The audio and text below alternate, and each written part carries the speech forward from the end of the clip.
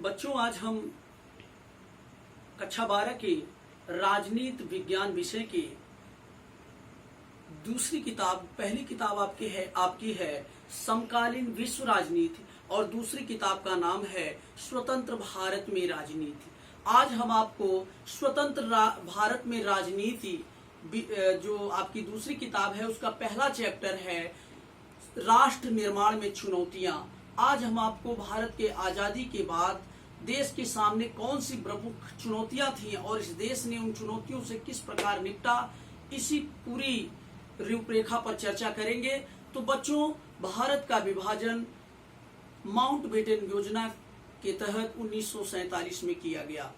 यद्यपि आप जानते हैं बच्चों कि पाकिस्तान के जन्मदाता मोहम्मद अली जिन्ना ने द्विराष्ट्र के सिद्धांत को स्वीकारा था, जबकि कांग्रेस और महात्मा गांधी सहित लोगों ने द्विराष्ट्र के सिद्धांत को नकारा था। लेकिन 16 अगस्त 1946 right to action day Muslim League द्वारा जो है प्रत्यक्ष कार्यवाही दिवस मनाया गया था, जिसके परिणाम स्वरूप बंगाल में भीषण दंगे हुए थे। नोआखली और पूर्वी बंगाल के इलाकों में भीषण रक्तपात हुआ था। उसके बाद जो है भारत पाकिस्तान के विभाजन की रूपरेखा तय हो गई और 14-15 अगस्त की मध्य रात्रि को पहले पाकिस्तान और फिर भारत दो देशों के रूप में इस पूरे भारतीय भूखंड का विभाजन कर दिया गया।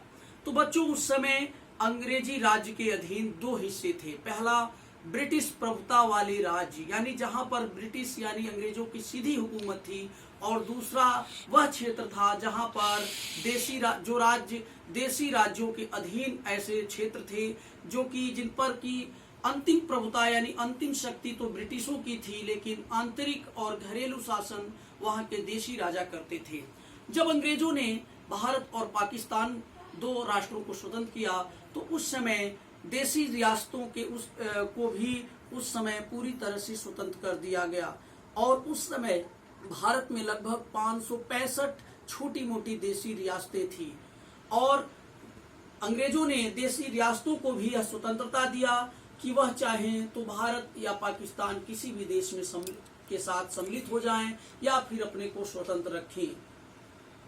तो आज हम बात कर रहे हैं कि भारत को आजादी के समय किन किन चुनौतियों से सामना करना पड़ा। तो देश की पहली चुनौती जी थी वो देश का बंटवारा, विस्थापन और उसके बाद पुनर्वास में शरणार्थियों की समस्या। दूसरी चुनौती थी देश की एकता, अखंडता को सुनिश्चित करना और तीसरी चुनौती लोग इतने विशाल भूभाग में जहां पर सांस्कृतिक विविधताएं थी, ऐसे क्षेत्र में लोकतंत्र को कायम करना हमारे देश के नीति निर्माताओं के सामने एक बड़ी चुनौती के रूप में पेश आया।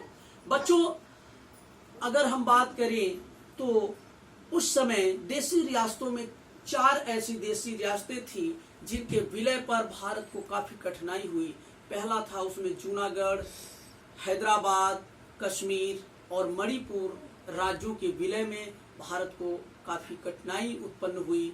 हम एक एक क्रम से बताते हैं कि किस प्रकार से किन राज्यों का विलय किया गया। इसके पहले बच्चों आप ये समझिए कि भारत और पाकिस्तान का विभाजन किस आधार पे हुआ। तो हमने शुरुआत में बताया आपको कि भारत और पाकिस्तान का जो विभाजन था वह धार्मिक आधार पर हुआ, यानी जो जिन्ना पाकिस्तान के जो जन्मदाता थे उनका यह मानना था कि मुसलमानों के लिए भारतीयों हिंदुओं के साथ रहना संभव नहीं है और उन्होंने पृथक धर्म के आधार पर तलवार के बल पर पाकिस्तान का नींव रखा। और आज भी बच्चों आप देखिए कि जो चीजें तलवार के बल पर, रक्तपात के बल पर बनती हैं, वहां पर कभी शांति और सौहार्द, कभी लोकतंत्र मजबूत नहीं हो सकता। आज भी पाकिस्तान में गणतंत्र का और तलवार का और लाशों के बल पर शासन होता है और आज भी तानाशाही है। उसका कारण है कि जिसका सृजन जो है वो तलवार के बल पर किया गया हो, रक्तपात के बल पर किया गया हो, वह राष्ट्र कैसे एक सफल राष्ट्र बन सकता है। वही दूसरी तरफ आप बच्चों समझिए, उस समय विभाजन के समय जो दो मुख्य समस्या थी, दो क्षेत्रों में अधिक थी, वह थी कि किस प्रकार से भारत का और पाकिस्तान का विभाजन किया जाए। इस पर यह आधार दिया गया कि जहां पर मुस्लिम अधिक हैं उन क्षेत्रों को जो है पाकिस्तान और बाकी हिंदुस्तान किया जाए। इस क्रम में पाकिस्तान जो पंजाब का हिस्सा था, यहाँ पे समस्या ज्यादा थी। तो जो पूर्वी पंजाब का हिस्सा था उस समय, वर्तमान पंजाब का, वो भारत के हिस्से में आया और पश्चिमी पंजाब जो है पाकिस्तान के हिस्से में गया। और इसी तरह से बंगाल का भी विभाजन किया गया और वहां भी एक हिस्सा पाकिस्तान बना जिसे पूर्वी पाकिस्तान कहा गया और आधा भाग बंगाल के रूप में भारत के हिस्से में आया। उसके बाद बच्चों इन दोनों क्षेत्रों में इतनी भीषण रक्तपात हुए। आपने कई फिल्मों के माध्यम से देखा होगा कि किस तरह से आजादी के दौरान करीब 80 लाख लोगों का विस्थापन हुआ और भीषण संख्या में बच्चों महिलाओं के साथ जो है अत्याचार हुए, यौन हिंसा से लेकर हत्याएं की गई, जबरन धर्म परिवर्तन कराया गया। इस दौर में देश के सामने एक बड़ी चुनौती थी और ये दुनिया का पहला बच्चों उदाहरण है कि जो नवसृजित राष्ट्र था उसको दो तरह की समस्याओं से सामना करना पड़ा। लाखों लोग अपनी जमीन जगह जहां पर हमेशा रहते थे वही जगह और पड़ोसी उनके लिए बेगाने हो गए और रक्तपात का वह मंजर जो जैसे भागा, वो अपनी संपत्ति को छोड़कर बेटियों को, रिश्तेदार बिछड़ गए। आपने फिल्में देखी होगी, एक फिल्म आई थी 1973 में जो कि अल्पसंख्यकों के दर्द पर आधारित थी जिसका नाम था गर्म हवा। उसी तरह की तमाम फिल्में, गदर, तमाम साहित्यकारों ने उस विभाजन की त्रासदी को अपनी तरह से व्याख्यायित किया है। लेकिन आप बच्चों ये समझिए कि हमारे देश में इन समस्याओं से कैसे निपटा। अगर आप गौर करेंगे तो ये देखेंगे कि भारत ने पाकिस्तान के मुकाबले या पाकिस्तान से हटकर तरीके अपनाए। आपको दो मैं वक्तव्य बताता हूं। महात्मा गांधी ने 14 अगस्त को कहा था कि कल हमारे लिए भारत आजाद हो रहा है, तो हमारे लिए खुशी का दिन है, साथ ही विभाजन के कारण वह हमारे लिए गम का, यानी खुशी और गम का दिन है। 11 अगस्त 1947 को मोहम्मद अली जिन्ना ने पाकिस्तानी जो संविधान सभा थी, असेंबली को, पाकिस्तानी संविधान सभा की बैठक में संबोधित करते हुए जिन्ना ने कहा था कि भारत और पाकिस्तान में जो भी अल्पसंख्यक हैं वो पूरी तरह से सुरक्षित हैं। वो चाहें तो अपने मंदिरों में जाएं, मुसलमान अपनी मस्जिदों में जाएं, वो पूरी तरह से स्वतंत्र हैं। क्योंकि उन्होंने कहा था कि मुसलमानों में भी कई कैटेगरी है, कई है, जैसे पठान, सुन्नी, शिया, इस तरह के विभाजन हैं। उसी तरह से हिंदुओं में भी हिंदू, वैष्णव, मद्रासी, खत्री, तमाम तरह के विभाजन मौजूद हैं। पाकिस्तान अल्पसंख्यकों से किसी प्रकार का कोई लेना देना नहीं, सरकार का मतलब कि अल्पसंख्यकों के किसी धार्मिक मामलों से सरकार का कोई लेना देना नहीं, लोग स्वतंत्र हैं। लेकिन ठीक उसके विपरीत पाकिस्तान में होता है। लेकिन वही एक महत्वपूर्ण एक पत्र था जो कि 15 अक्टूबर 1947 को प्रधानमंत्री जवाहरलाल नेहरू के एक पत्र में जवाहरलाल नेहरू ने कहा था कि भारत में इतनी बड़ी संख्या में अल्पसंख्यक रहते हैं जिनका कि कहीं और पलायन असंभव है और हम पाकिस्तान में चाहे जितना अल्पसंख्यकों को प्रताड़ित किया जाए, हम अपने अल्पसंख्यकों को समानता के अधिकार और धार्मिक स्वतंत्रता देने के लिए प्रतिबद्ध हैं और भारत ने वही किया। आजादी के बाद इसकी पिछली कक्षाओं में आपने देखा कि किस तरह से मौलिक अधिकारों में 29 और 30 में अल्पसंख्यकों के धार्मिक और सांस्कृतिक संरक्षण दिया गया तथा समाज के सभी वर्ग, चाहे वो हिंदू हो, चाहे सिख हो, चाहे ईसाई हो, सभी को समानता दी गई। अब बात ये उठती है दूसरा कि राज्यों के सीमाओं का कैसे बंटवारा हो और देशी राज्यों का जो प्रश्न है। तो बच्चों, राज्यों की जो सीमाएं थी वो तय करना बहुत ही एक दुष्कर कार्य था, क्योंकि जब अंग्रेज यहां पर शासन करते थे तो उन्होंने प्रशासनिक सुविधा की दृष्टि से राज्यों का जो है वो बंटवारा किया था। लेकिन भारत ने आजादी के बाद जो क्षेत्र थे उनका बंटवारा किस आधार पे किया? वो आधार था बच्चों, सांस्कृतिक और भाषाई आधार पर राज्यों का पुनर्गठन करना। इस आधार पर किया गया, सीमाएं तय की गई।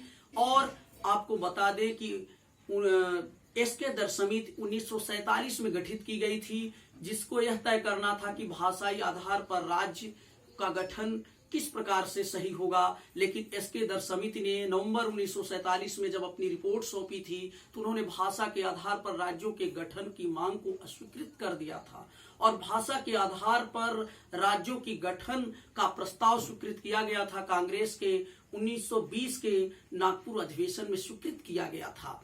लेकिन बच्चों, अगर हम बात करें कि भाषा के आधार पर गठित होने वाला, अंग्रेजी काल में 1912 में भाषा के आधार पर राज्य गठित किए थे, जब बंगाल, बिहार और उड़ीसा को भाषा के आधार पर बांटा गया था। लेकिन उसके बाद, आजादी के बाद, भाषाई आधार पर राज्यों के गठन की मांग तेज हो गई।